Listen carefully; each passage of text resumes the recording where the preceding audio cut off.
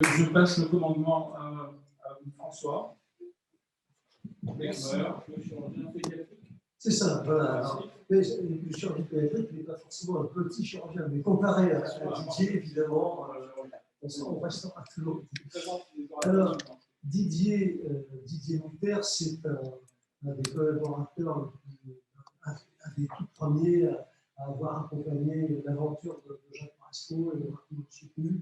C'est quelqu'un qui a su garder aussi d'excellentes relations avec la chirurgie pédiatrique. On a toujours été très bien avec lui. Jacques, le premier, il était chirurgien pédiatre avant d'être chirurgien adulte. Et Didier aussi, alors ça m'a toujours étonné parce qu'on est un petit peu dans la marginalité quand même. Bon. Et puis, on a eu pas mal de contacts à un moment où j'ai préparé une thèse de pédagogie médicale. Et lui, toi, Didier, m'a considérablement aidé dans la réflexion, etc. Et on sent que c'est un sujet qui va être particulièrement investi. Alors, WebSearch se passe parfaitement bien et j'ai lu le titre. Je pense qu'il n'y a pas que la technologie, il y a aussi tout ce que vous y mettez en amont, dans l'intention de WebSearch, qui a changé à plusieurs reprises pour arriver à ce qu'elle est devenue maintenant. Merci de donner la parole. Effectivement, WebSearch, c'est un des petits bébés de l'IRCAD depuis qu'on l'a créé. Et je crois que c'était intéressant, tout le monde connaît le site internet en chirurgie, je pense que c'est intéressant de le remettre un peu dans le contexte de l'histoire, parce qu'aujourd'hui, c'est un peu une évidence. Aujourd'hui, Internet, c'est une évidence. Il faut se rendre compte de ce que c'est la genèse du site internet. En fait, on a commencé les cours de chirurgie en 1994. On a rapidement créé une base de données, on enregistrait des choses, on avait des films, et on s'est demandé comment pérenniser cet enseignement en dehors du cours de l'IRCAD lui-même. Le premier projet, c'était un projet de recherche européen qui était financé avant l'ère de l'Internet, quasiment, surtout pour les chirurgiens, et on voulait créer une bibliothèque de CD-ROM. En fait, ces CD-ROM, on s'est rendu compte que c'était un produit qui était rapidement obsolète, pas du tout évolutif, pour un contenu vidéo, interview d'experts, cas cliniques, mais qui ne changeait pas, qui était figé dans le temps. Il y avait une évolution technique qu'on ne pouvait pas suivre, mais on savait quand même qu'on avait une base de données exceptionnelle, un outil numérique qui était performant, et il y avait l'émergence de l'Internet. C'est à partir de là qu'on a eu l'idée de créer un site Internet, et d'ailleurs la présentation finale qu'on avait fait à l'Europe des CD-ROM, c'était les CD-ROM, on ne va pas les faire, on ne va pas les vendre, on a une petite boîte de 10, j'ai une des seules boîtes de 10 CD-ROM qui reste encore, la photo, celle-ci auto-effacée, ce n'est pas grave. Et en fait, on a présenté à l'Europe une technologie qui permettait de mettre les 10 CD-ROM dans un site Internet. Et on avait une base de données de techniques chirurgicales qui reprenait étape par étape, comme un livre de chirurgie, ce qui était théoriquement en papier, mais là avec des images animées qui reprenaient toutes les étapes de la laparoscopie avec le positionnement, le matériel à utiliser. Donc c'était vraiment quelque chose de très didactique. Je crois que la plus grosse innovation, c'est celle-là. Il y a eu quelques concurrents CD-ROM qui ont existé, qui ne sont pas allés très loin. Et donc Jacques Maresco, entrepreneur, a créé une start-up. On a eu plein d'idées, on a embauché 50 personnes et malheureusement, le modèle économique qui avait été imaginé n'a pas tenu. Elle s'est cassée la figure, j'ai foiré ma start-up, il y a eu plein de livres comme ça qui ont existé. Et en fait, on a vu qu'avec 45 salariés en 5 ans, on a fait 90 techniques opératoires. Et en 6 mois, une fois que la start-up a réintégré l'IRCAD, on a rajouté 30 techniques. Il y avait 200 vidéos, on en a rajouté 150. Donc en fait, la volonté des gens qui travaillaient marchait beaucoup mieux qu'une organisation structurée avec un chef, un sous-chef, un troisième sous-chef, des réunions de validation. J'ai vécu des moments qui étaient assez effrayants de sélection de vidéos, de choix de gens qui n'avaient pas du tout la foi dans le système. Et en fait, le point central de l'évolution, ça a également été la technologie. En fait, normalement, il ne devait pas y avoir le son, si on peut couper le son. L'évolution du site de l'IRCAD, ça a beaucoup été l'évolution de la vidéo.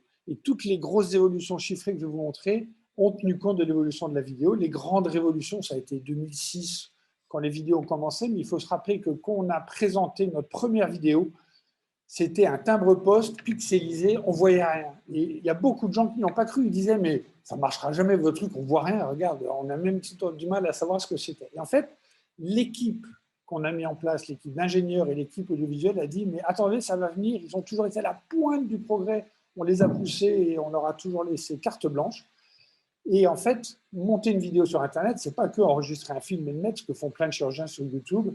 L'intérêt, c'est que ces vidéos, les images sont acquises, elles sont montées, elles sont éditées, elles sont publiées comme une télévision professionnelle.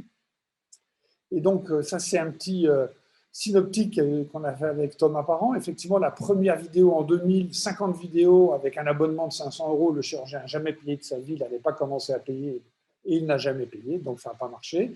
Mais ça ne nous a pas fait baisser les bras. 2001, le japonais. En 2002, très vite, l'idée d'avoir une accréditation, une validation. 2003, la deuxième vidéo. On passe à 2500 membres. Là, on ne croyait pas encore vraiment en nous quand on en parlait, mais le nombre de membres augmentait. On a fait un concours en 2005 qui était un Web Surge Award pour essayer de diffuser le système. On a reçu 700 vidéos de chirurgiens. On est passé à 22 000 membres, ça commençait à être vraiment crédible. En 2006, 36 000 membres. Ensuite, les traductions dans les différentes langues. Traduction en espagnol, passage à 60 000 membres. La version chinoise traditionnelle et simplifiée, on passe 100 000 membres. 2009, on passe à la haute vidéo, ce qui était très tôt pour Internet. Là encore, c'était étonnant. Il fallait que les gens aient des bonnes lignes vidéo pour pouvoir capter les images. En fait, c'est au début que dans les institutions. Ils avaient un débit Internet suffisant, mais ça fonctionnait dans les hôpitaux, ça fonctionnait dans les universités. Version portugaise, la version 4, la version 5. Vous voyez que le nombre de membres, on le verra après, augmente jusqu'à aujourd'hui 400 000 membres. Et le développement de la V6, c'est un travail sur un site Internet personnalisé où le chirurgien, à terme, pourra choisir exactement ce qu'il veut et ce qui sera poussé vers lui comme information sera vraiment uniquement ce qu'il veut. Il va avoir un contenu personnalisé qui est basé sur tout. Là encore, on a voulu couvrir toutes les spécialités chirurgicales. Au début, on n'a fait que du digestif. Les premières vidéos, c'était la hernie, la vésicule, l'éventration, la rate, le foie. Donc, c'était vraiment du basique. Aujourd'hui, on a toutes les spécialités mini-invasives et on est ouvert à tout chirurgien qui vient, même totalement hors de notre spécialité, pour présenter un nouveau chapitre. Tout est ouvert. Et on a aussi progressivement fait des sous-sections, robotique, endoscopie, microchirurgie, c'est-à-dire pour couvrir à la fois les pathologies et à la fois les techniques et donner accès à tout aux chirurgiens. L'autre solution, c'était la philosophie partout, toujours, n'importe comment. C'était sur tous les moyens qu'on a aujourd'hui, téléphone, tablette, iPad, sur les ordinateurs et dans toutes les langues, c'est-à-dire partout dans le monde, on peut trouver sa solution dans la langue qui convient. Alors, les résultats, c'est d'abord un site Internet qui a des programmes éducatifs très variés, très nombreux. Ça, c'est un peu les chiffres aujourd'hui. Il y a à peu près 1000 présentations de chirurgiens. Bien sûr, on a la base de données qui est les cours de l'IRCAD, qui a une source extraordinaire qui est cours dans le monde entier. On a plus de 2000 vidéos chirurgicales qui sont régulièrement renouvelées. Les anciennes obsolètes sont supprimées. Il y a plus de 100 contributions, 100 publications de chirurgiens qui nous envoient leurs vidéos et leurs présentations qui viennent d'ailleurs chaque année. Et on a des avis d'experts pour toutes les techniques, avis d'experts avancés. Ensuite, on a une équipe qui nous présente sans arrêt des nouveaux projets et des innovations avec le focus du mois, avec un condensé de plusieurs techniques ou de plusieurs spécialités, un état de l'art, un comment je fais. Les webinars sont devenus très à la mode, même si la mode elle est en train de passer très très vite, on va le voir. Et surtout, la possibilité pour les pays qui en ont besoin de valider et d'accréditer, de certifier leur formation grâce à la participation à des chapitres. Là encore, c'est quelque chose qui est assez exceptionnel parce qu'il y a très très peu de sites Internet aujourd'hui qui sont accréditants dans leur formation. Donc le succès passait en fait par la reconnaissance des chirurgiens. Aujourd'hui, on a plus de 430 000 membres inscrits, ce qui donne d'abord l'idée du succès et de l'estime des chirurgiens, mais qui est également devenu, et ça Jacques Marescon en a un peu parlé, une partie de la force de frappe de l'IRCAD. C'est sûr que quand on veut faire une publicité pour un cours, on peut l'envoyer d'emblée à 430 000 chirurgiens instantanément dans le monde. Vous comprenez que ça attire également les financeurs des industriels. Et l'autre résultat qui est très intéressant, c'est qu'on voit que le nombre de vidéos vues et de vidéos suivies en entier, c'est plus de 35 000 par mois, mais surtout avec un temps de vision de quasiment 10 minutes, ce qui est sur l'Internet, qui est l'endroit où on zappe par excellence, une très très importante durée et qui est quelque chose qui est vraiment, pour nous, un de nos plus gros succès. Et aujourd'hui, cette durée de vue augmente encore de façon régulière. Donc, c'est vraiment une des grosses satisfactions. Et on voit qu'on touche le monde entier. La petite vidéo, elle ne tourne pas, là, je n'ai pas réussi à la faire tourner. Mais on voit qu'il y a des chirurgiens qui viennent vraiment du monde entier, avec États-Unis, Brésil, France, et ensuite le monde entier, puisqu'il y a plus de 120 pays qui sont connectés de façon très régulière sur le site Internet. On a aussi une équipe audiovisuelle qui est particulièrement réactive. La période Covid a supprimé brutalement tous les déplacements de tout le monde, grâce au studio télé qui a été mis en place, mais surtout grâce aussi aux gens de WebSearch qui ont dit bon, on ne va pas s'arrêter de faire quelque chose, des technologies visuelles, on ne va pas s'arrêter de faire quelque chose. Tout le monde a mis son énergie en commun, ils ont dit on va faire des webinars. Au début, on n'y croyait pas complètement, mais on s'est pris au jeu et effectivement, ça a eu un succès énorme avec le meilleur webinaire du monde. Je crois que c'est Sébastien Frölich qui l'a fait, si je ne m'abuse, avec 7000 connexions en Chine pendant qu'il a fait un webinaire en live. Donc, c'était un des plus gros succès qu'on a jamais eu.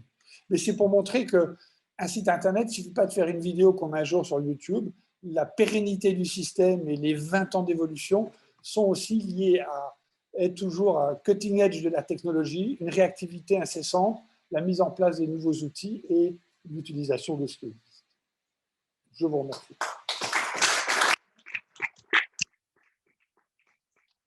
La fin de question. Jean-Pierre Rosenbaum, notre secrétaire de séance. Ophtalmo. Oui, bonjour, j'ai donc regardé votre résumé justement pour préparer cette séance et j'ai vu que les inscriptions étaient gratuites. Alors la première question, c'est comment financez-vous justement le développement de ce type de formation? Et la deuxième question, c'est sur la vision en 3 dimensions. Prévoyez-vous d'avoir justement sur ces vidéos une possibilité de visualisation en 3D, ce qui permettrait d'entrer plus encore dans le livre des sujets, si je puis dire. Merci. Alors pour la première partie, la partie financière, en fait, WebSearch, c'est une des composantes de recherche et développement de l'IRCAD. Donc, c'est une technologie qui se développe en parallèle des développements informatiques, en parallèle des cours. L'IRCAD fournit la matière première de la plupart des contenus et les contributeurs nous soumettent aujourd'hui également beaucoup de vidéos, un peu comme on soumet une revue, on a un comédie tutoriel, on en retient 10 à 20% parce qu'il faut que ce soit à la fois en technologie, en côté didactique, en montage tout à fait au niveau, mais c'est vraiment une source globale et pour nous, ça fait partie de l'IRCAD, c'est un moyen, un système de l'IRCAD. Pour ce qui est de l'évolution technologique, aujourd'hui, je sais que l'évolution va plus vers la haute définition que la 3D sur Internet. Hein? Voilà, la haute définition est aujourd'hui plus développée sur Internet parce qu'il faut que les terminaux soient en 3D et tous les chirurgiens dans le monde entier ne sont pas équipés de toutes les technologies 3D qui sont plus compliquées à mettre en œuvre sur Internet. Donc aujourd'hui, c'est la haute définition qui prime. Merci. Encore une question? Oui, Jacques, un commentaire. Pour répondre à votre question, le coût de WebSearch, c'est 1,5 million d'euros par an. C'est énormément d'argent.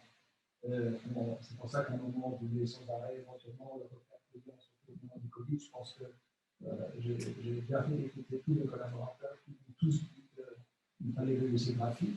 Et en fait, c'est notre rôle, notamment dans ce que j'appelle les budgets globaux de nos partenaires industriels. Il y a aussi, on tient en compte les millions 5 de WebSearch.